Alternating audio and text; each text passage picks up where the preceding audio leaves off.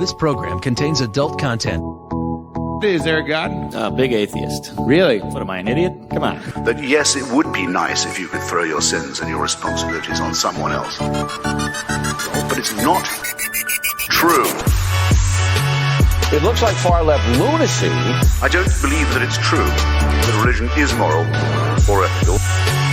You don't need to follow anybody! It's not human intelligence! If someone doesn't value logical consistency, what logical argument are you going to give them that will demonstrate that they should?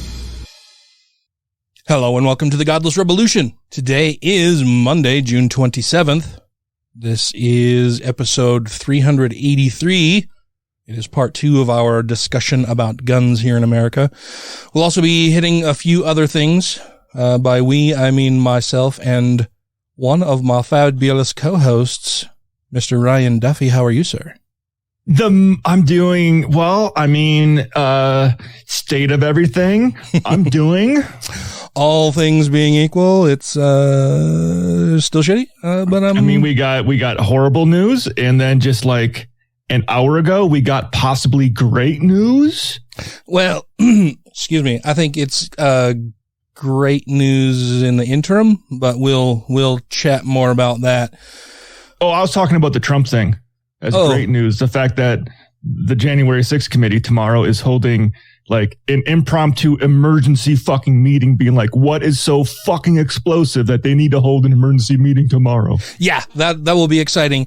So before we go too much further, I want to say Taylor again is not able to join us. He is still trying to get internet access at his new domicile there in Italy, and also has a bit of a stomach bug. So yeah, it sounds like he might be leaking out of at least 2 orifices. So please, keep him in your thoughts and prayers, and hopefully he'll just be able to get so much better, so gosh darn quick that they'll just be like he was here the whole time. He's here with us in spirit, anyhow. Yeah, hopefully he'll start feeling better. Tracy's mom and her sister and Danica and our granddaughter Lily and Danica's baby daddy all had norovirus and were just spewing stuff out of both ends. It's kind of funny. It'll be fine. Danica, I was going to say, I'm not sure if you'd want me to tell everybody this, but it'll be fine. So Danica and her domestic partner were both sick, and apparently she had the shits and went into the bathroom and did that. And then her domestic partner also was feeling ill and thought that he also needed to empty his bowels. But as soon as he walked into the bathroom following her to do so, the smell was so bad that he vomited instead, but then still had to shit. So it just turned into this nightmare. And then they had to have this running agreement going forward that, okay, the bathroom is for pooping and the kitchen sink will be for vomiting. Oh my God. because they've only got the one bathroom in their apartment. And yeah, it was a bad deal. So I mean, I've been to the sick where I've gone into the bathroom. Actually, just last year when I walked in, I'm like, wait, I got to shit, and I'm like evacuating my asshole, and I'm like, oh wait, the other side's going too. And then I had to turn around and start puking, and I'm like, oh wait, the other side wants to back in. It's like, please pick which side you want to come out of. Oh, it's terrible. Yeah, oof. I hope he gets feeling better very soon. Yeah. But so you mentioned there were a couple good bits of news, or interesting. Well, one was very interesting. Yeah, one was very interesting. Yeah. One was good for a little while, at least. The first very interesting bit of news was, as you mentioned, that the January 6th committee has announced that they will be holding a hearing tomorrow on Tuesday, and they're giving they're out on vacation right now. They should not be at the Capitol complex right now. Literally 2 days ago, they said they won't be back for another hearing until after July 4th. Yeah. They had left everything, but with with the hearings that they've already held, the public hearings that they've already held, and the evidence that is coming out, it is, to be charitable, refreshing the memories of a lot of people who played some role in the events of January 6th, and they decided, oh, right, that refreshes my memory that I did something that could be considered treasonous. I should talk to the committee now, because it sounds like from the evidence that they've already presented, they probably know that I did some stuff. So I should probably talk to them now and try to get ahead of this. Yeah. And so they said that as soon as they started holding these hearings, several members of the committee there have been reports in the news that several members of the committee have announced that, since we started doing these, a bunch of people have come forward with additional evidence that we're reviewing. Some of it is very important. Some of it is key. We'll be going through that, analyzing it, putting it into future hearings as that information continues to roll in. Then they said, okay, now we've completed 3 different hearings currently? I think it's 3. Is it 4? 3. I think. Yeah. So, yeah. So they've held the ones that they had now, said they were going to be out until after the 4th. They're all out on vacation. And then just today announced, oh, we're holding a hearing tomorrow, like less than 24 hours notice, or maybe just over 24 hours. An emergency hearing. Yeah. That they and have. They didn't say who is going to be there. Yeah. Some recently collected evidence that they will be presenting at tomorrow's hearing.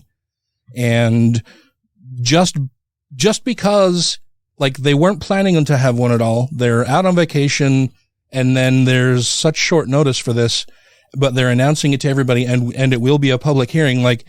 The only thing that I can imagine would prompt them to do something like that is if the news is groundbreaking. It's explosive news that is both very urgent and very, very fucking important enough that they needed to schedule this with a day's notice and draw attention to it and then present it tomorrow. So that's going to be really exciting. Hopefully it's something about Clarence Thomas's wife and it removes him from the fucking court. Wouldn't that be fucking delightful? Oh my goodness.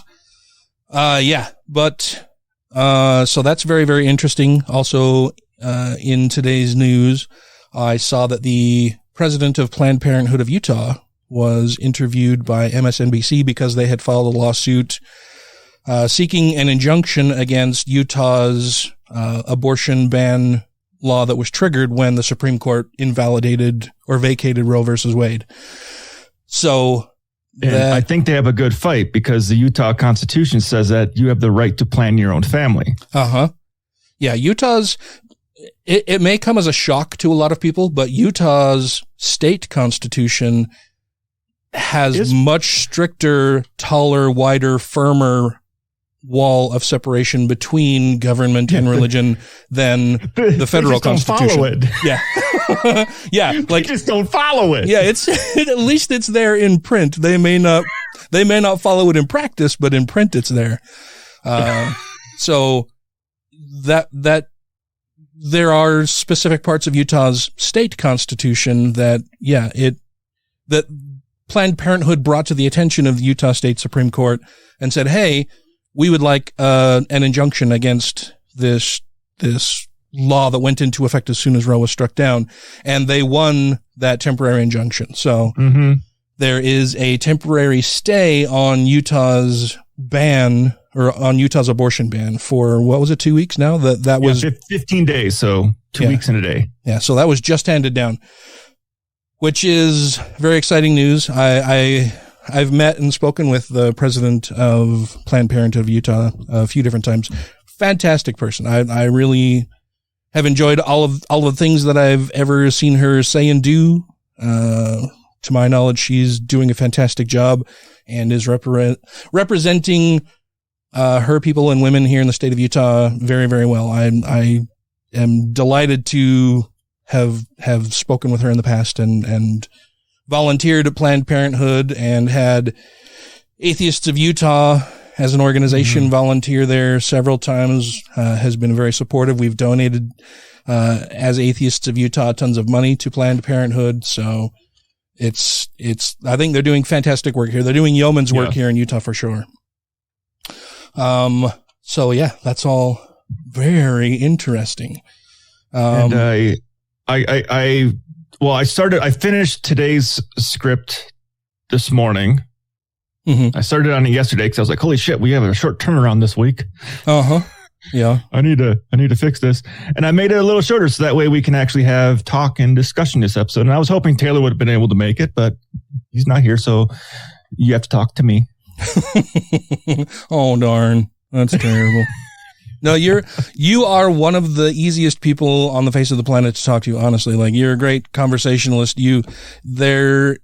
There's not really ever an uncomfortable silence when you're around, because you just bring stuff up and start talking about it, and it's great. You're a lot of great fun to have around for conversations, for sure. Now, if the guys at work would say the same thing. Who was that fucking dude on your Facebook post that he was a guy I was in the military with. Yeah. I was being nice. And was just being like, well, here is the link to that exact study you're referencing from 2015 or whatever, 2005. Well, we should probably let numbers. Yeah. So the listeners have a little bit of background. What was the post that? So the post, I am going to bring it up right now. I should be able to find it pretty quick. Well, it was something on your Facebook timeline to do with abortion, right? And yeah, so I it's kind of one of those things, like, I don't usually get very political on my posts. So if I post something that's rather political, it's because, fuck you.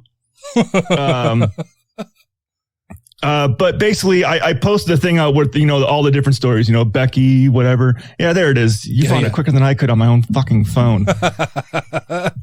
So it's just the image that says, not your body, not your choice. And it's an image of a uterus. And then it has the post about I'm pro Becky who found out 20 weeks, blah, blah, blah, all of that stuff, right? Basically, and I also saying put the caveat in the comments that it's none of my fucking business why you requested an abortion. Yeah. That it's basically nobody's business other than the person getting the abortion and their doctor. Yeah. And the funny thing is, so then he posts a screenshot from Instagram, and it says, from a 2005 study for reasons women in the U.S. Get abortions. And it puts the Guttmacher. I was going to fuck that word up anyways. It's German shit, yeah. Yeah. The link to the study, which if you would have clicked on that link, maybe it would have led to the actual study. But it says 0.001%. The pregnancy resulted from an incestuous relationship. 0.065%. The woman's life was endangered by the pregnancy. 0.085%. The woman was raped. 0.288. The woman's physical health. It goes through all the normal ones, and it goes to the bottom. It says 92.33. No reason. It was elective. Yeah. All of these promiscuous whores are just going out, sleeping around, and then using abortion as contraception instead of keeping their legs closed. They're these slutty women. That's the gist of this post. So I basically posted on there, here is that study, and those numbers don't match.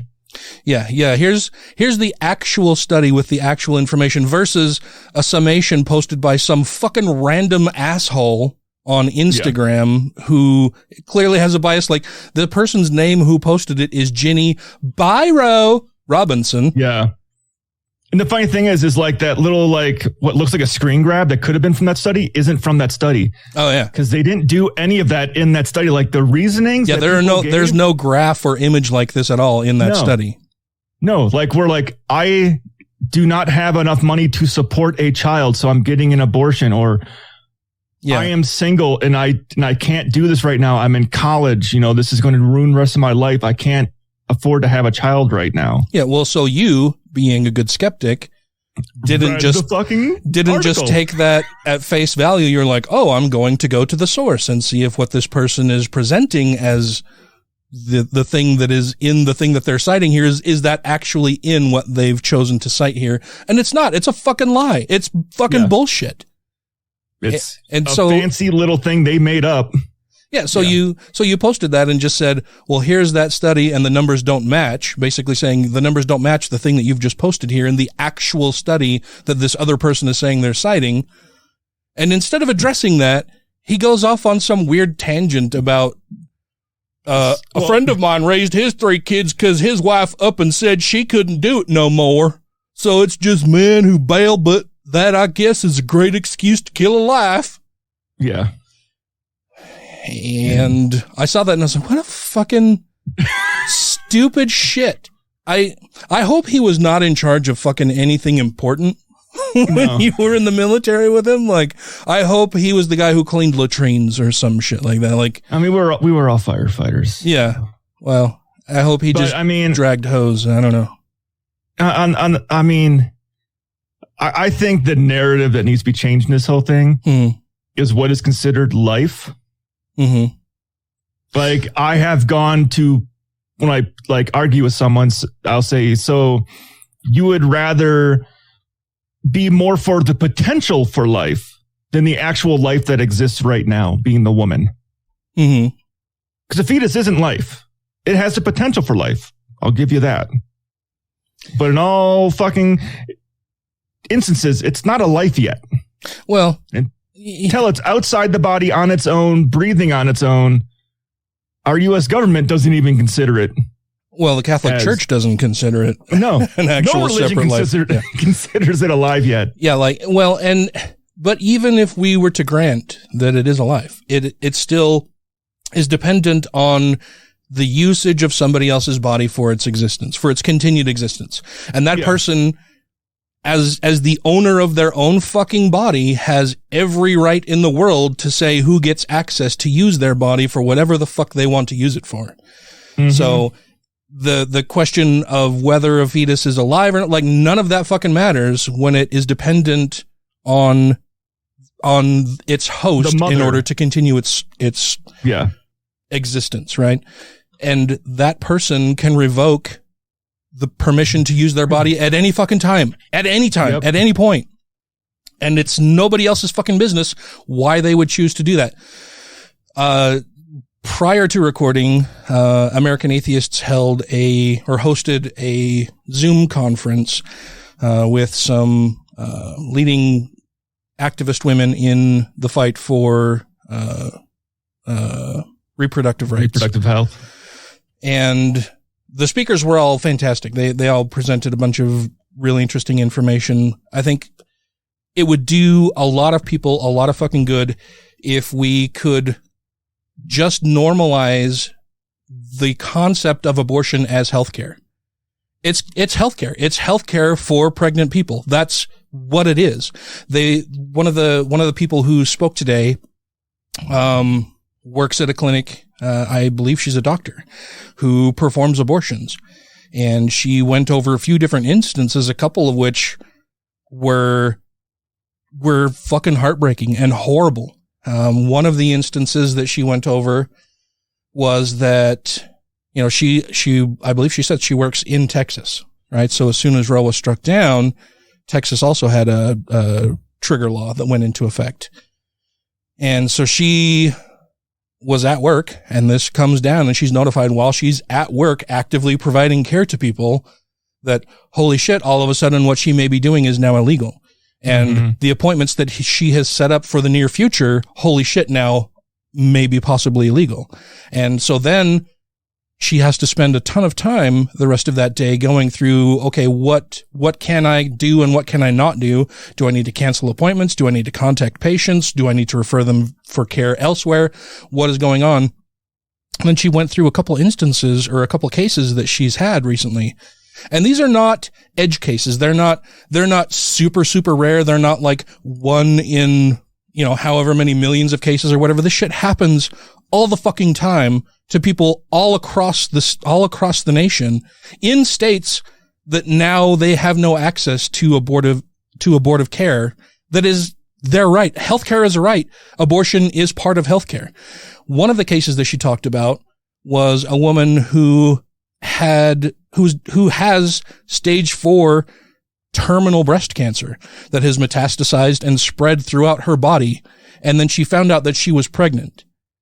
So she's going through treatment for stage 4 breast cancer, knowing she's going to die, and is being forced to carry a fetus that with the treatments she's undergoing is going to be aborted just because the treatments that she's receiving to try to extend her life are damaging to the parasite that she's now fucking carrying. Yeah. And it's either you carry the pregnancy without getting treatment to save your life, or you terminate the pregnancy and save your life. Yeah. Or you have no option other than to continue your own care, knowing that you can't get an abortion to remove the parasite that is now growing within you. And so you have to wait until it just naturally miscarries. Yeah. So, and if you listen to episode 377, you would know that the later that is in the pregnancy, the more dangerous that is to the woman and risks even more death, especially when she's probably immune compromised at this fucking point and fighting cancer. Yeah. Yeah. I mean, just horrible circumstances. There was that. She talked about having a patient who, was pregnant, but started bleeding, an incredible amount, and she didn't know what she could do to even try to save this person. And so then it's on the phone with lawyers and trying to figure out what she can and cannot do, and was advised apparently by her attorneys that, well, you know, right now as the law stands, you can't provide any access to this person until they are actively fucking dying.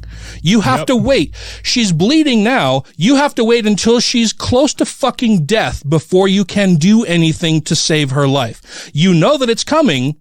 You know that this is putting her life at risk, but you can't do anything. You cannot provide the abortive services that will save this woman's life right now until she's on death's fucking doorstep. You can't do anything until she's almost dead. Yep. Which is the reason why before Roe versus Wade, we had a thing called septic abortion wards in hospitals. Mm-hmm. It wasn't because you had a failed abortion and you went septic and you were there. No, it's because the fetus inside you is actively killing the person, mm-hmm. and it's aborting itself, and they have to sit there and wait until they're near death to get approval to save that woman's life. Mm-hmm. And a lot of women died. Oh, yeah. Yeah. Yeah, absolutely. Because it just puts their lives at more risk. The last case that I'll talk about that she mentioned during this call was that she had a patient who she and her partner were fully committed to having a child. They wanted a child. She got pregnant. And that's the other thing too, that maybe a lot of people don't recognize or realize, is that most doctors who perform abortions, it's not that that's all they do. They're gynecologists and obstetricians who work with women throughout all stages of their pregnancy. And part of healthcare for women who may be pregnant is the option or sometimes necessity to have an abortion. And so this couple was planning to have a kid, got pregnant, was going to the doctor regularly. They were very excited. Everything was going along smoothly. Everything was great. There's the heartbeat that's detected. They're doing all the ultrasounds and everything. Along comes the day that they realize that, oh, there's a problem with your child's development. I can't remember the term that she used, but it's a medical term where the fetus basically stops developing and doesn't develop a brain. Mm-hmm. So it's basically a fully formed child that just has no brain. They basically stop development. I think she said right about the eyebrows, that above the eyebrows, there's nothing. There's a heartbeat. A computer with no motherboard. It ain't going to work. Yeah. There's a heartbeat, but there is no brain. And according to the laws in Texas, that person would have had to have carried that fetus to term, knowing the whole fucking time that it's inside of her, it's dead. That, yeah, there's no viable option for it to have a life once it's birthed. Once the umbilical cord is cut, it's off of life support. Yeah. Once this person gives birth to this fetus, it will be dead. It's going to be a stillbirth. But she's forced now legally by the fucking government in Texas to carry that unviable fetus until she pushes it out and they fucking do whatever with it. But she's forced to carry that inside her the rest of her pregnancy term until it comes out. Mm-hmm. She can't get the health care required or necessary to get that out of her. She's got a daily, hourly, minute, second by second fucking reminder of the hopes and dreams that she had for the child are now dashed, but she's got to carry it anyway because the state is forcing her to do so. That's fucking sick and disgusting. And it can kill her. I got really fucking mad while I was listening to a lot of the things that were said today. And more people need to get mad. We need to normalize that abortion is just a healthcare. It's a healthcare service. Yeah. I have a friend, somebody that a lot of our listeners know, who wanted and tried to get pregnant for a very, very long time. Wanted kids, was very excited, broke the news to everybody that they were pregnant. They were expecting. It was a very exciting time. Everybody was super happy for them, planning wonderful things, and she miscarried.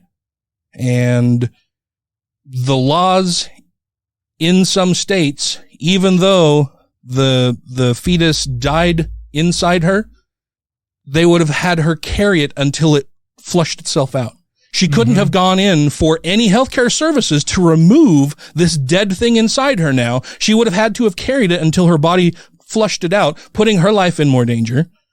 Or creating a go septic. Yeah. Perhaps going septic. But she legally could not have done anything about it. The care that she received after that happened said that she had an abortion. And that was upsetting to a lot of people. That on her medical record now, she has had an abortion. But it's not, it wasn't just to end, what a lot of people on the right would consider a life, and she's just taking a life by doing this. She's being provided fucking healthcare to take care of herself. And it's so upsetting that so many people on the right are so fucking ignorant of basic biology and the way life works that they don't give a shit. They don't care about the people who are already here and who already matter. I had a friend that went through that exact same thing, and he was religious, against abortion, so they chose to go the route of not aborting it. Mm-hmm. He said that was the worst decision he ever made. Oh, yeah. He's like going through the process of her literally, and then having to save the little clump, like basically like in the bathroom, going through the full contractions, everything, and just this mass falling out. He's like, that was fucking horrible. Yeah. But I didn't want to get in. We thought an abortion was bad. Because religious assholes have told so many people that it's bad. Yeah. Have convinced so many people that it's bad. Mm-hmm. He said, he goes, that changed my opinion right there, having to go through this whole situation. Yeah. Where she gave birth to, like, not even like, full 9 months. I'm talking like within like 2 months, going through where the body's getting rid of it. And he's like, I didn't know it was going to be that way. Like, yeah, that's why people get abortions. Yeah. It's so upsetting. I just feel horribly for everybody who's affected by that kind of thing. And knowing that there's no logical, no rational justification for it other than some guy said that it would be bad and that God is not happy about it. And I can't prove that God exists or anything, but if he does, then he might be really mad. And so we should make sure that he's not going to be really mad. On the downside of it, the more morbid side of me, says someone should design an internet tracker that tracks the amount of women that have died because they were not allowed a fucking abortion. Oh, I'm sure that there are sites that do track that kind of information. We live in a really scary time, and I don't know what to say about it. Like, it's just so super upsetting on so many different levels. And there are a million different things that people can do to help, and you should do all of them and any of them that you possibly can to help those in need. Donate to organizations that support reproductive rights. Donate to individuals who need access to abortive services a board of healthcare services and are not allowed to seek that in the state in which they live, help them get to another location. We'll be posting. I was going to say, if you want to get inspired, watch the documentary Jane. Yeah.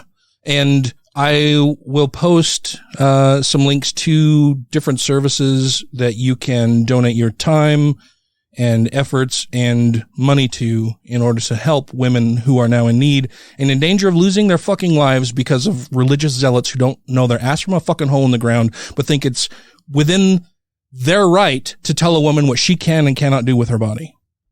I've been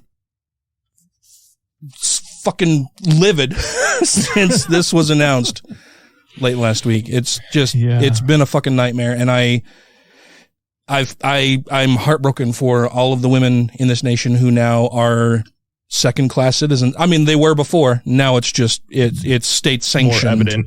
Yeah. State-sanctioned servitude. I'm just so fucking sorry.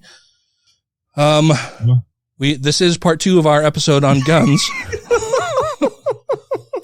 We reversed how we were going to do this, so it happens. We get down rabbit holes and we're pissed off at shit, and you should be pissed off too. Hopefully, some of the advice in this episode will also help with the abortion issues as well. Yeah. So we'll pick that up on the other side of this little break. Hi, this is Allison Gill. I'm Vice President for Legal and Policy for American Atheists, and you're listening to the Godless Rebelution. Catholic Church in a nutshell, all over the world. It's these small, starving villages with big, fancy churches. Getting bigger and fancier while the towns dry up. Churches just popping up like fat, plump little ticks sucking the town dry. Thank you to everybody who has rated the show on iTunes and Stitcher and are following us on YouTube, Twitter, and Facebook. And to all our Patreon patrons, you make the show possible. Last week, I will have mentioned a fact that it was a law in New York where, you had to, the police and local people got to sign off on who got to get a gun. Oh, the recent thing. Yeah. Yeah, well, the Supreme Court now says that's unconstitutional. So they have gone in and said the state does not have the right to dictate who is allowed to carry a weapon. And can I just really quick interject here, right? Like, point of order, sir. Yes, sir. That the Supreme Court has said that they will pass reproductive rights back to be controlled by the states because that's important. They're giving it back to the states. Right.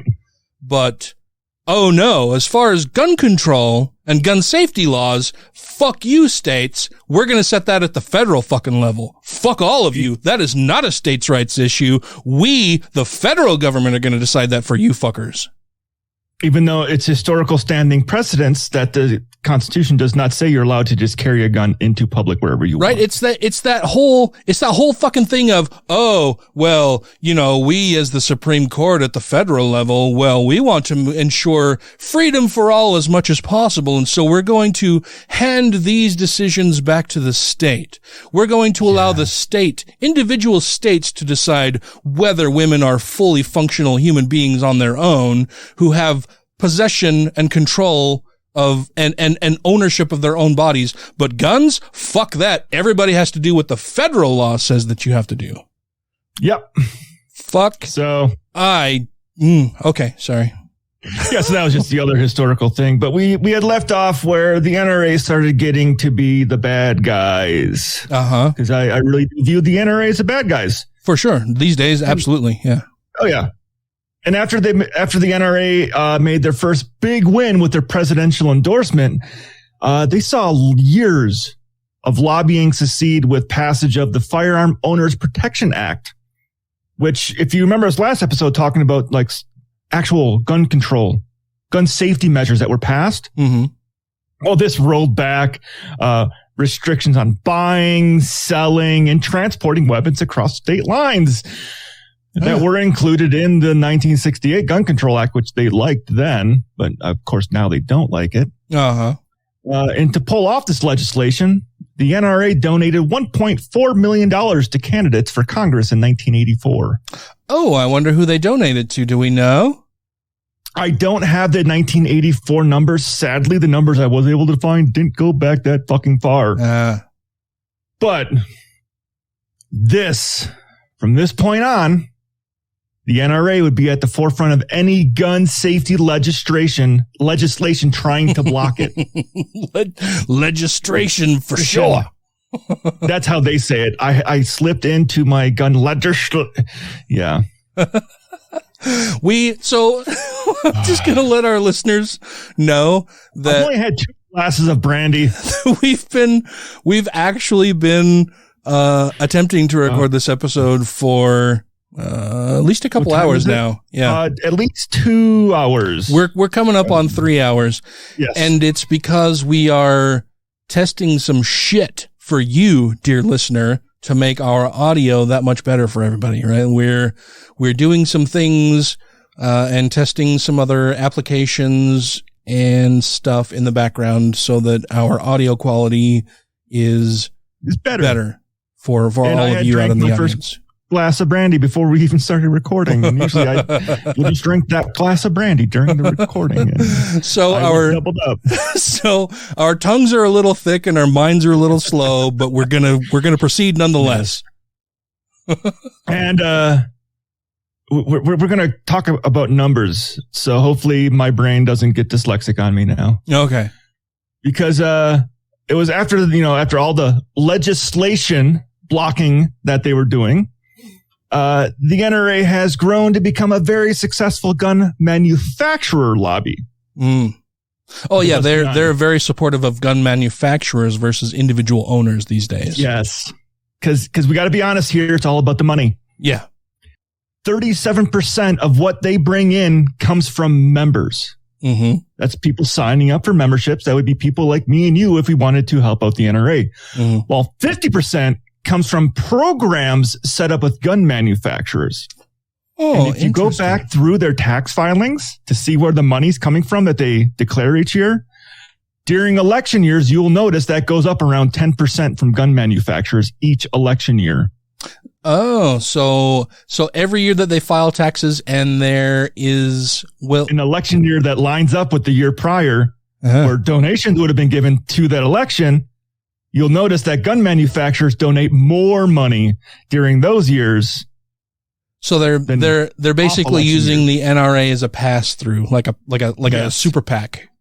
Yes. Okay. And if you're wondering how these programs work, like some gun manufacturers actually have it set up so if you buy one of their firearms, unbeknownst to you, part of that gun sale automatically goes to the NRA. They get a little kickback. Yes. Mm-hmm. Some of them automatically sign you up for a membership to the NRA, and you don't even know it. Well, so, I mean, that's awesome for the NRA because then they can pad their own membership numbers and report out to everybody when they ask, oh, well, you're a legislative lobbying group. How many paid members do you have? And they can say, oh, well, we have however many millions of members because that's how many guns were sold, unbeknownst to these people who may not have actually wanted to be a member of the NRA. They are now. Yeah, they buy that membership on behalf of you. Oh, fan-fucking-tastic. Awesome. Oh, yeah. So they also, as you know, politicians like money as well. A little bit, and they have to, which is part of our political process that absolutely needs to change in the future for sure. But, you know, go the fuck away. We got to put out the fires that we can. So I grabbed a few numbers. Mm-hmm. Most astonishing to me. Okay. And mind you, these right here are direct donations. The NRA also donates to super PACs. So this money we're going to be talking about right now does not include super PAC fund money. Okay, that so the NRA donates to. So the number, so when I'm looking at the numbers here on my screen that you're going to be talking about, yes, we're talking about these are direct contributions to individual candidates, not the super PACs that may also exist in support of these candidates. Correct. So they can potentially be getting more money than this from the NRA through super PAC funds. These are direct donations over time. Since they've been serving in office. Oh, so since they've had a political office, this is the money they've received from the NRA. So it didn't have a breakdown from like year to year. So this isn't like the 2020 numbers or okay. So this is just numbers by individual candidate. This is how much the NRA has contributed to them over their political career. Yes. Okay. Number one was Mitt Romney. Mitt fucking Armony. $13.6 million they have given to Mitt Romney. Wow, it seems a little strange to me. Maybe I don't understand why Mitt Romney leads the pack here. I don't know, and he was leaps and bounds over everyone else. Oh yeah, like I was like, holy shit! And I didn't go through the rest, and the rest are in order of where they fall within the NRA contributions. But I didn't go like, oh, Mitt Romney was number one. Yeah. Then I grabbed Marco Rubio's number. He was $3.3 million. $10.3 million less than Mitt Romney. I still don't understand why Mitt Romney is head and shoulders above the rest of the pack here. I don't. Maybe it's the length of time he's been in office.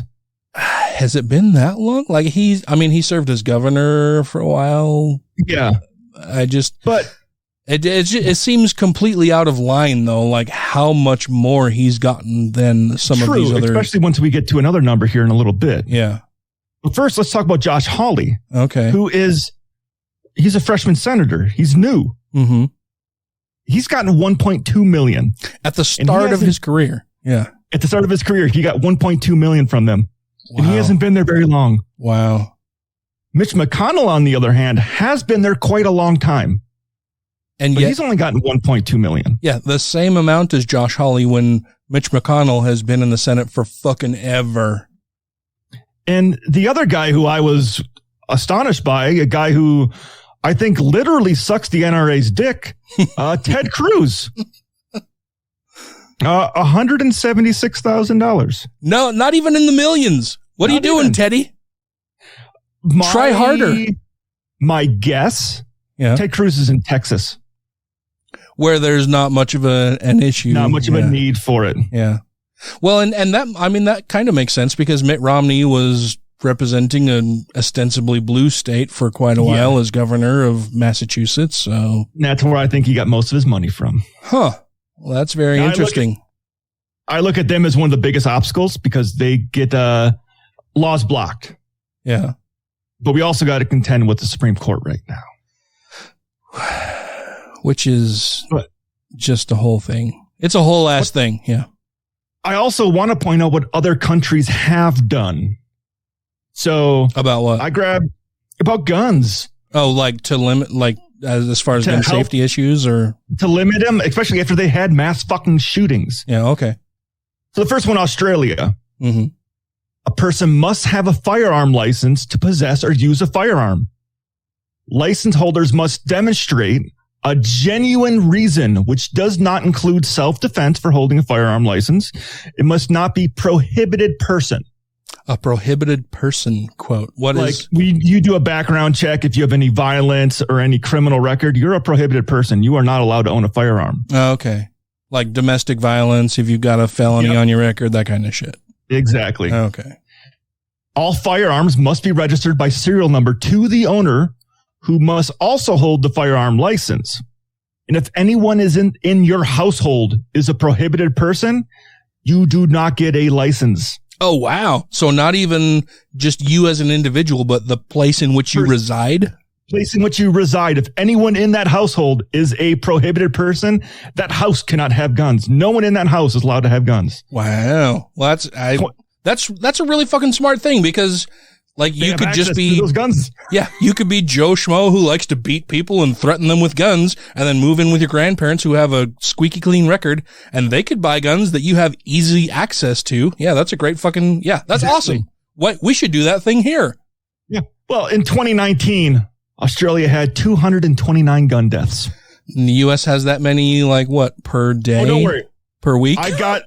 I got the US numbers at the end. Okay. Ugh. I'm sure they're going to be fucking grim. Well, and then our neighbors, they are grim, but I'm going to talk about our neighbors to the north real quick. Okay. In Canada, firearms are federally regulated. Automatic weapons, sawed-off shotguns, and rifles are illegal to most everyone. You are allowed to possess hunting rifles or shotguns with a maximum capacity of 5 rounds as long as you have an acquisition certificate, which takes a background check and a 28-day waiting period and $50. If you get caught with a prohibited firearm or are prohibited, it's 10 years in jail. Damn. That's some stiff fucking penalties. That would be very fucking useful here for sure. If you use the weapon in a violent act, it's 10 years to life. Wow. If you don't go through the right process to transfer a firearm, it's up to 2 years in prison. Wow. 2019, Canada had 277 gun deaths. Now, like in a whole year, like a whole year, we're talking January 1st through December 31st, 270, less than 1 per day. Now, I didn't put this number in there, but when I looked at all these numbers, for Australia, Canada, and the next one, it was probably close to 90% were suicides. Oh, wow. So these gun deaths aren't violent gun deaths. These are anyone that was killed by a firearm. Just if you are unalived and it is a result of a gun, you're counted in these numbers. Whether it was at your hands or someone else's, it's counted in this number. And it's less than 1 person per day. Yes. Okay. This is Sarah Ponte Rivera with the Satanic Temple's Grey Faction. You can learn more about Grey Faction at greyfaction.org or find us on our social media account on Twitter and Facebook. And you are listening to the Godless Rebelution. By not obeying the priest who stands to minister there before the Lord your God, that man shall die. Deuteronomy. You forget, our Lord is a warrior, and so are his angels. Our Lord sent angels to Egypt to slaughter the firstborn of the Egyptians, turned cities to assault women and children alike, and drowned the world when we were too lost to our sins. God has a plan. And we are to do our part, to witness and do our part. And do not think that I have come to bring peace. I have not come to bring peace, but a sword. It was Jesus who said that. Jesus Christ himself. So if you want to question him, if you want to pick and choose which one of his works are palatable to you, return all his graces to sender then, and let your little girl sit back down in that wheelchair. But do not cherry pick the glories of God! If you have questions, comments, concerns, compliments, corrections, criticisms, or concepts for content, contact the show via email at godlessrebelution@gmail.com, by text or voicemail at 330-81-REBEL, or Twitter the twatter at TGR Podcast. Thank you! So, the one everyone talks about. Switzerland. I don't know if it's a Switzerland accent. I don't know what their accent is. Did I do it right? We have the Swiss. Switzerland. I like clogs and chocolate and clocks. But Switzerland is often cited by gun advocates and the NRA as proof that having mass gun ownership and fewer deaths is possible. Well, sure, if you tightly fucking regulate that shit. Yeah. Also, in Switzerland, all men are required to serve in the military. Every single one. Every single one. They're all conscripted, yes. Yep. And they're allowed to keep that service weapon as long as it's converted. To converted semi-automatic. Oh, okay. And only to hold, I think it was 10 rounds. Okay. Yeah. You also have to have a license to own the gun. Mm-hmm. It requires a background check looking for criminal history and violence and a mental health screening. Oh, so it's not that, you have been adjudicated as being mentally unhealthy. Like you have to physically, go through a screening. Like regardless of whatever problems you may have sought help for, you have to, in order to possess a weapon, actually go through a mental health screening. Yes. Okay. Yes, just to possess the weapon. Okay. And if you want to carry a concealed gun, they must also go through a gun safety course and pass a test. a proficiency test, I'm sure. Like, do you know how to fucking handle your gun? Do you know how to load your gun? Do you know how to clean your gun? Do you know how to store your gun? And also went through practical situations of when and how to use the gun if you needed to use it in a situation. You also have to reapply for your license every 5 years. Nice. So the whole background check, health screening, everything. So like similar to a driver license where you have to go through testing and evaluation every 5 years to make sure you're still competent to operate a dangerous fucking half-ton vehicle traveling down the road. You have to do that with a gun too there. Okay. In 2019, 214 gun deaths. Much less than one per day. Yes. Approximately 0.7 deaths per day. So, the USA in 2019. I'm sure it's, I'm guessing it's probably at least, I don't know, 100 times what these other countries have. I was going to go more for like 1,000. Ooh.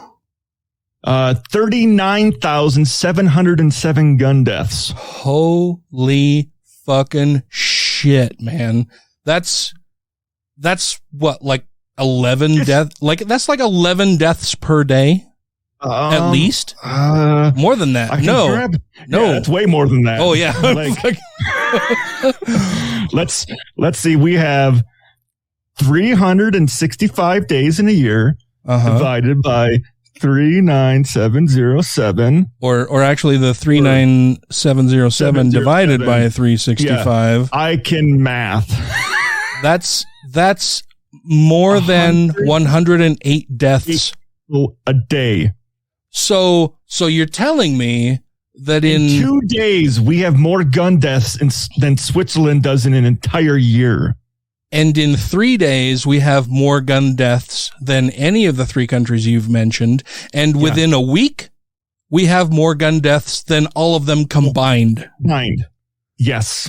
Wow. That's what I'm saying. And the reason why I chose the 2019 numbers was the only numbers where I could find that same year's number for each of those areas. To offer a statistical comparison. Yeah. It's a comparison that was not like, 2019, 2020, 20. I wanted to pick the same year for each of those places. And the U.S. gun deaths have only gone up since then. Like all of the reporting says that since 2019, gun deaths are way increased. Up. Yeah. Holy shit, man. Wow. Yeah. So, in my opinion, the easiest thing to do, fucking vote. Make your voices heard at the polls and in the streets. And I will also direct you to go to episode 599 of Opening Arguments. They bring up some really good solutions that come through lawsuits of gun manufacturers that help bring things to the light of day through court discoveries. Stuff that they don't want you to see, but through discoveries in court, they have to fucking make it known that, oh shit. So it's court cases, but through those court cases, as part of prosecuting or defending those court cases, you have a period of discovery where you have to present all of the evidence, and you get to request specific bits of evidence in support or working toward thwarting your case. Yes. And a lot of times there'll be stuff that they will have, and they go through a few examples of those in that episode of, oh, well, this gun manufacturer was working on safe, e-guns, but it got scrapped and nobody knew about it until this court case came up. I'm like, oh, you were working on this technology, but you fucking hid it? That made guns fucking safer? Like we all carry around, our phone devices that we have to unlock either through facial recognition or fingerprint or some kind of bio identification, or even a password or a number combination that you have to, some bit of safety that you have to be able to enter before you can make a fucking phone call. Yeah. But we have devices here that you can just pull out of anywhere and fucking kill somebody with without any of that security. Yeah. Yeah. They were working on that stuff. But I also think a total ban on firearms is fucking impossible at this point. Yeah, for sure. Yeah. There are over 393 billion guns in America. What? That's nuts. 390. That was the most recent data said 393 billion. What? There's more guns than people in this country. Like way more. Like I just want to make sure you typed out 393 billion. That's not million. No. I was going to put a capital B there just to accentuate the fact that it's a B. Billion. Wow. That's not million. Wow. Okay. Billion guns. And that's the guns that are civilian. I didn't even. That doesn't include any military. Yeah. Okay. No, wow. No, that's all guns in civilian hands that are known, that have been sold since we've had registration and tracking of gun sales. So that doesn't even include like antique weapons that were never on those fucking lists. Or guns that people have made on their own, ghost guns that people have manufactured in their own home. None of that is listed on that. That's only guns that have been serial marked and are in circulation in America right fucking now. Holy shit, dude. That number is astonishing. Yeah. I had no idea. Like, I knew we had a shitload of fucking guns here in the U.S. I didn't know that it was, like, I wouldn't have guessed that it was 3 billion, let alone almost 400 billion guns. That's why I was like, the old West times when they were trying to be more restrictive of guns, there was like one gun for every 3 people. Like even now that you're saying that and we're talking about it, I'm still questioning in my own mind, like, surely you don't actually mean billion. You've got to mean million. No, it was a B. It was a number, numbers, zeros, and then that's still just, it doesn't sound right to me. It was wow. That's I think this last year I saw that the increase was right around, like, we're increasing like 100 million guns a year.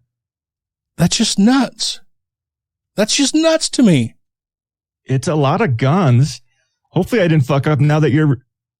Did I fuck up? I fucked up. So I'm looking here. I just did a search of, quote. Yeah, you corrected me. Number of guns in America, and it's 393 million weapons. Okay. Thank you for correcting me. I woke up at 5 a.m. and wrote some of this. You're totally fine, dude. Like, I was like, there's no way that there's, close to 500 billion guns in the U.S. Like, I know we have a lot of guns, but that seems like way too many. Like 300, almost 400 billion divided by the number of people that we have would be weird. Okay, I'm gonna wait, Dan. Don't look at the OneNote. Oh, look, it did say million. I was just dyslexic. I was gonna say, because like almost 400 billion would be close to 1,000 guns per person. So that's right. There's more than more than 1,000 per person. Yeah. So, but I mean, even then, that number's still not good. Yeah. Oh no. Yeah. Like, close to 500 million guns for every, that's more than a gun per person in the United States, including toddlers and babies. There's no fucking need for that at all. Yeah. Oh yeah. That doesn't include, if you took the number of legal people who can legally own a gun in the U.S., it's probably close to 2 to 3 guns per person. Wow. That's nuts. Yeah. That's why you need a vote. Uh-huh. Because as it stands right now, there's no way we're going to get any background checks or registration or licensing or rules on transferring firearms without getting different people in fucking office and take away the power the NRA has. Yeah. Yeah. For any of the things that we need to do going forward to reduce gun violence here in the United States, for sure. And when I looked up, just one last note on this, I looked up the contributions the NRA was giving, up until last election, they had been giving to Democrats.